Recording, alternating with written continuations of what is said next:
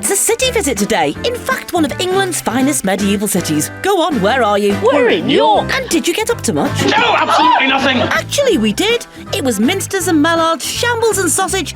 Man, we walked. My feet are killing me. Oh, and Soft Lad found Christmas. Twice. If you don't know us, I'm Rachel, he's Wills, and we are Postcard and a Pint. And we're here for the next 24 hours. Let's see what we can see. Our hotel was right on the River Ouse, so perfectly placed for exploring the city centre. It was a beautiful sunny Friday, and down by the river people were enjoying an afternoon pint in the sun. Some booze by the Ouse, shall we say. But we'd only just arrived, so no matter how gorgeous the King's Arms was looking, there was to be no booze by the Ouse for us. Our hotel was directly opposite this pub, and I recognised these streets immediately. As once upon a time, when I was young, I'd worked here, not at the Stone Roses bar.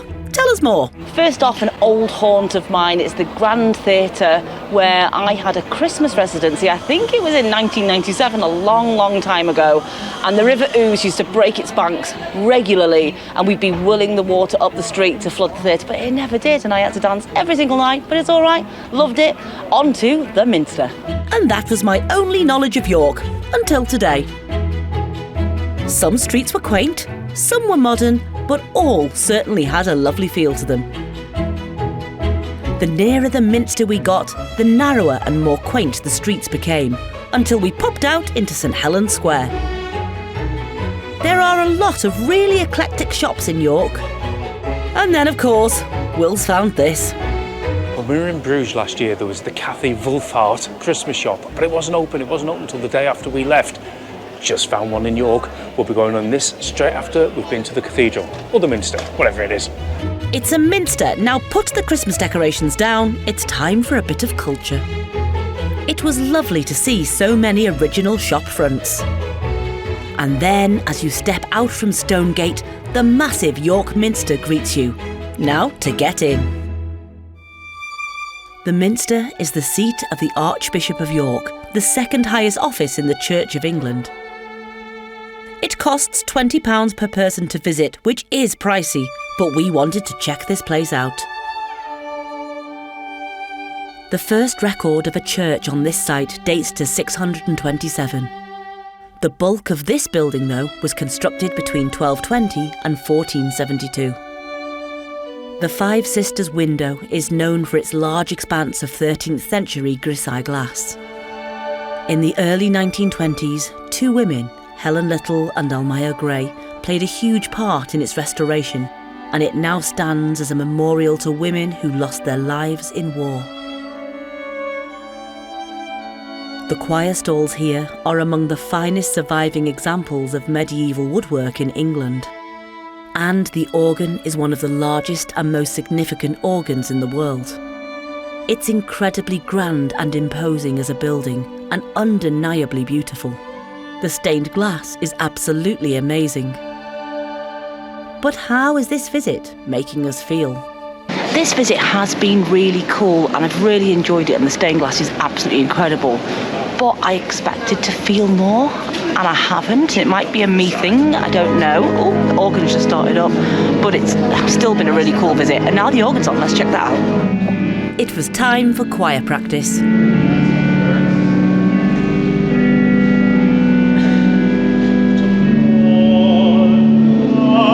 But that's all we got, as you can't film. Next, it was down to the crypt. This crypt preserves evidence of nearly 2,000 years of continuous use as a religious site. Archaeologists found Roman columns, walls and drains down here. But most impressive is the shrine of St William of York. He was Archbishop of York in the 12th century. After his sudden death in 1154, miracles were reported at his tomb in the Minster, making this a pilgrimage site. But our favourite part of the Minster had to be the chapter house. This large octagonal room was completed in the 1280s. In 1296, King Edward I held his parliament here. It's absolutely stunning and brimming with history. But now it's time to leave and exit through the gift shop. And just across from the Minster, the Hebden Tea Shop were doing a tasting. Smells gorgeous. This was mango iced tea. What do we think, Rach? Doesn't taste how it smells. It's not unpleasant. It's just a bit boring. Oh dear, boring tea. Verdict? It's all right. Next up was hot pistachio tea. Sounds lush. Again, smells amazing. Pistachio. You'll be telling us next it doesn't taste how it smells. Doesn't taste like it smells. I think I prefer the cold one. This one's warm. But at least it's not boring. We'll stick to PG tips. Wills was all up for his Christmas shop next, but we were starving. And in York, there are plenty of pubs to choose from. We went for the Hole in the Wall, the hole being a dungeon discovered beneath the pub, making it haunted. It was a good old-fashioned pub, but would we hear any shaking chains or manacles from years gone by? Nope. Wills went bangers and mash, and as we were in Yorkshire, I went for a Sunday lunch in a Yorkshire pub. Delish. It was safe to say we were no longer hungry. Cheers, Hole in the Wall. Go on then, you did eat all of your dinner. It's pitiful. It was a beautiful shop, although I'm not quite sure what Christmas being that was. There were beautiful themed sections, and Wills was as happy as, well, a Wills in a Christmas shop. What we didn't find, though, was a bauble that would remind us of our time in York. At this point, I got bored and went outside. Yep. I think next time we visit York, it will be at Christmas time. The whole city gives a really Dickensian Christmas vibe. Especially the Shambles. This street is one of the best preserved medieval streets in Europe. It has some gorgeous little shops, and with every step you take, you feel as though you're walking further into a Grimm's fairy tale. Yes, the Shambles is beautiful. Some say it's the inspiration for Diagon Alley in Harry Potter. There's no proof in this, but you set up a potions or Harry Potter shop and watch the cash roll in. But leaving the Harry Potter shop behind, you'll never guess what Wills found next. Only another Christmas shop. So are you going in, Wills? Course he is. This Christmas shop reminded us of the one in Edinburgh, and our Travel Tree York bauble was found. On it were the Minster and the Shambles, and it was bought. What a gorgeous street. We'd already decided to return early tomorrow when it would be less busy, we hoped. Yet more stunning buildings, and a street of umbrellas to keep away the rain. Back past the Grand Theatre, and who's worked there? Yep, that'll be me. Just along from the theatre, this stunning building is the York and Selby Magistrates Court. It's really beautiful, and a little further on again is York Castle, and this one's on our list to visit tomorrow. If you didn't know, York is a walled city, and right now we were looking for walls. Found any yet, Rach? We're sure these are a section of the walls, but we want a section of walls we can walk on, so we're heading back towards the Minster. Once again, it was to be a 20,000 step day for postcard and a pint. Across York we went again, in search of Bootham Bar. Wills thought it was an actual bar, so was quite keen to get cracking. But what actually is Bootham Bar? Well, it seems like you're there. Do you know, Rach? Tell us all about it. So we found a bit of city walls, we've come up and we're in a dark sort of tower. So although they're not complete, they've got some really cool bits. Let's carry on. You haven't got a clue, have you? More. These city walls are amongst the most complete and best preserved in England. They stretch for 2 miles and give some cracking views. You read that on a sign, didn't you? We're used to walking the walls in Chester, where you can make an entire city circuit. These walls were built at a similar time and make for just as good a walk. There weren't as many ways down as Chester, but the views of the Minster from this section are brilliant. More of the old gates or bars still exist in York, and we came off the walls at Monkgate. There's the face of someone who's just learnt that bar is another word for gate. Down off the walls and back towards the Minster, York is a really walkable city. And if you forget where you are, York has you covered. Cheers for that. But enough of the history for now. We had booked a tour for this evening, so needed to be in the right area. We were meeting at Quack's the Printer in Great Plain. Great Plain identified, it was time to have some grapes. In a glass, of course. Polymath Bar did the trick. Now let's hear about this tour. Cheers. It's 10 to 7. Just up for a quick drink. We're going to go on a ghost walk at 8 o'clock, so we have to meet around the corner at 7:45. That's going to be fun. I've already done 20,000 steps today. My feet are killing me. But anyway, cheers. Well, let's medicate those weary feet with a glass of grapes and then get walking again. There are loads of cute alleys, or snickleways as they're called here. But now it's time to meet our guide at Quacks the Printer. We booked this tour with the company The Deathly Dark Tours. It cost us £13 per person and was brilliant. Our guide was Deathly David. He was absolutely fantastic. His character was like an eccentric uncle, but incredibly weird and spooky. Take a look. No, absolutely nothing. He told us some brilliant ghost stories and was just the right mix of funny and scary. Our walk took us back past the Minster towards St William's College. Here we learnt the story of the girl at the window. Back in 1601, a family living in College Street was struck down by the plague. Well, the parents were. Their young daughter didn't get the disease at all, bringing locals to assume she was a witch. They locked her into the house, and she was found dead from starvation 3 weeks later.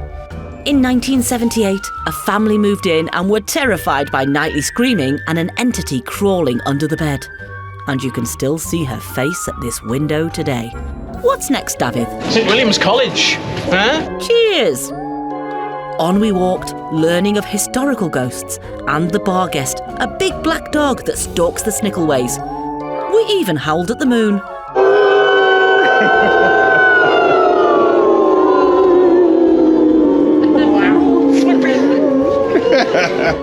Next we learnt of Margaret Clitheroe, one of the Shambles ghosts, and then another story at the end of the street. Take it away, David. They couldn't pull that down. If they pull that down, the Shambles falls down, and we don't want that, do we? No, we don't. And what a fabulous tour. We've just finished the ghost tour. It was absolutely brilliant. Our guide was called David. He was Welsh. Of course, he was brilliant. He's from Bangor. He's actually worked at Wills's Theatre way back when, so it was amazing. Such amazing stories, so well told. Highly recommend it. We'll leave a link below of the company that we used. Use them. Top banana. Then it was a walk along the Ouse back to our hotel.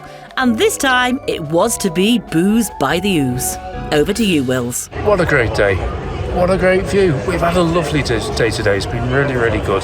So I've got quite a lot to do tomorrow as well. But for the meantime, we're going to sign off and we'll see you in the morning. Cheers. Cheers. 8 hours later. Morning. We had a lovely night's sleep and we've just had a really delicious breakfast and we're going to check out for one more day's sightseeing in York before we head home later. We're going to go and put the stuff in the car. Bit of controversy there. Booked this hotel because it said it had a parking space. Checked, yes, it's got a parking space. Got here, you had to pre-book the parking space and there were none left. So it was a bit of a, like, if you watch our Edinburgh video, what happened then, they're in conjunction with an NCP round the corner, we get a discount. They say it works about the same as booking a parking space.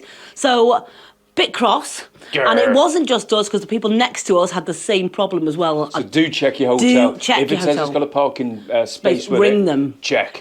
Ring them just to see if you've got to book it. In the long run, it's probably for the best because we'd have to move the car now as we check out, whereas we can stay in this NCP until it's time to go. But come with us as we explore. Oh, but first, we're going to do a cheeky room tour next. Then we'll go explore more of York. Oh. Welcome to room 78 of the Queen's Hotel in York. Let's have a look. Super whistle stop tour. Nice big room. Weirdly, this is a smoking room. We haven't heard of one of those for ages, but fair dues down to the housekeeping staff. It doesn't smell of smoke at all. Bedside table, either side. There we go. No USBs or socket. Nice comfy bed. It was great. Little eaves window. We're on the 3rd floor, but still got curtains that do the job just fine. Move back. This is a massively big room. Loads of room to walk around. Good TV. It worked. Table in the corner, fine. Back up. Little dressing area. That was great. Good light. Here you've got a socket and 2 USBs. And light switches as well. We did have tea and coffee, but we didn't use it today. But that's on a little ledge there. And then in this one, there is hanging space and a couple of shelves as well. Little fan down the bottom, because it is actually quite hot because it's up. Back up again, don't fall over the bed. And we'll go into the bathroom. Bathroom's nice and big. Just a shower over the bath, but it was great. No hooks. I missed hooks. I think there were hooks, but they're not there now. Little rail there, and then good storage here for your toiletries. Little hairdryer by the mirror, and that is room 78. Cheers, room 78 and the Queen's Hotel. Now let's move the bags over to the car and carry on with York. First stop was to be an early morning visit to the Shambles to see if we could catch it with no people. Not bad at all, although there was a queue of people camped outside the York Ghost Merchant. But what's this all about? Well, apparently these ghosts are very collectible. The queue for this shop is often 2 to 3 hours long and needs chalk crowd control. Once inside the shop, your unique ghost will call to you. Really? Looks like someone made a willy out of clay, poked 2 eyes in it and then gave it a lick of paint. But perhaps I'm too cynical. Moving on. Walking down the Shambles, we actually got to see the plaque on Margaret Clitheroe's house unobstructed. She was one of the ghosts from last night's tour. Next up was the Shambles Market. This market is open every day and sells a variety of things, from hats to spooky faces. Witches and even more hats. Don't worry, they do sell plenty more here, and there are some delicious looking food stalls too. Back to the Shambles and the Ghost Merchants, and it looks like people are now being let in a few at a time. How's the queue doing? No thanks, we won't be queuing for a ghoulish gonad. We continued to enjoy the atmosphere of the Shambles. It's hard to imagine that these shops were once all butchers' shops, the word shamble coming from shamble, meaning slaughterhouse. It still looks like they do a good pie though. Wills? How mad were those queues for the York Ghost Shop? We're going to go and have a look now at the Railway Museum. Yes, let's step back in time to the golden age of steam. The Railway Museum is about a 20-minute walk from the Shambles, so off we went again. We walked past the War Memorial Gardens and took a stroll in. Next, it was through this tunnel and follow the signs. It was a bit of a trek of a one-way system, but finally we were there. Inside, you'll find one of the largest and most comprehensive collections of railway items in the world. I really wanted to show Wills the Mallard. She was built in 1938, and in that same year she broke the world record for the fastest steam locomotive at 126 miles per hour. That record still stands today. This is one of the Zero series of Japanese bullet trains. These trains revolutionised how the world viewed train travel. This train might hail from 1964, but it looks a darn sight comfier than the Avanti West Coast Flint to London, wouldn't you say? If you're a train buff, do come here. It's currently undergoing a £95 million redevelopment, and although it's brilliant now, it's going to be amazing. From blasts from our past to truly vintage locomotives, there's a train here for everyone. The history and story of each locomotive is displayed on boards alongside them. What's this one, Rach? The KF17 is the largest train they've got here. It's massive. The wheels are the same height as me. I'm 5'8", wheels 5'8". It was built in Britain for China. She's an absolute beast of a train. Thoughts? That was so cool. I have been here before, but I think I was in primary school. We did a day trip here, and I really wanted to see the Mallard because that one blew me away even when I was a kid, to think that thing went so quick, so early. It's really good. I love it that it's free.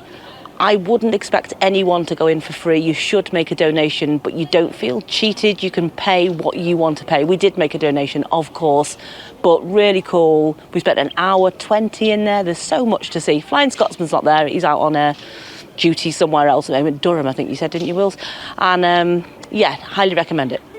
But now it's back to historic York and a crossing back over the River Ouse to the city centre. You would need a few days here to see everything, but next up for us was the York Museum Gardens. Again, there's lots to see in these gardens alone. From the 14th century hospitium to the Roman Tower and museum, there was even to be a proms in the park this day. We wanted to see the remains of St Mary's Abbey. Founded in 1088, it was once the wealthiest Benedictine abbey in northern England. Feet were fading fast at this point, and between Yorkshire puddings and sausages, our diet hadn't been great. QZZs and some sustenance. Are you bearing up, Rach? Kind of. Yeah, Wills? Oh dear. The power of plants and pasta came to our rescue. And then we were back at it once again. Everyone says to try Betty's Tea Rooms, but that will just have to wait until next time. Now, we'd learned on last night's tour that a certain Mr. Guy Fawkes was born here in York.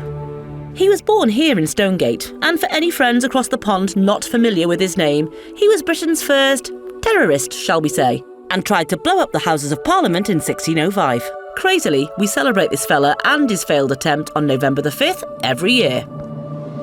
We've one place left, and that's Clifford's Tower, the best surviving part of York Castle. If you don't like steps, don't do this. It's steep.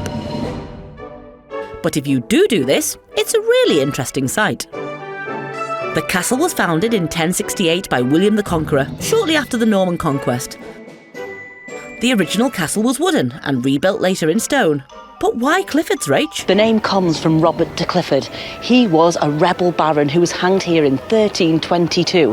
His body was displayed on the tower as a warning. Gruesome stuff. Well, his body may have hung here, but at least he had a cracking view across the city. We'll give you the price for this in a minute, but we will say there's great views and plenty of historic facts inside to keep you busy for half an hour or so. Oh yes, and steep stairs. Let's catch up with you outside the Crown Courts for a few thoughts. Take it away. Well, what a morning that has been. It's been brilliant. Hasn't it? Yeah, we've seen loads.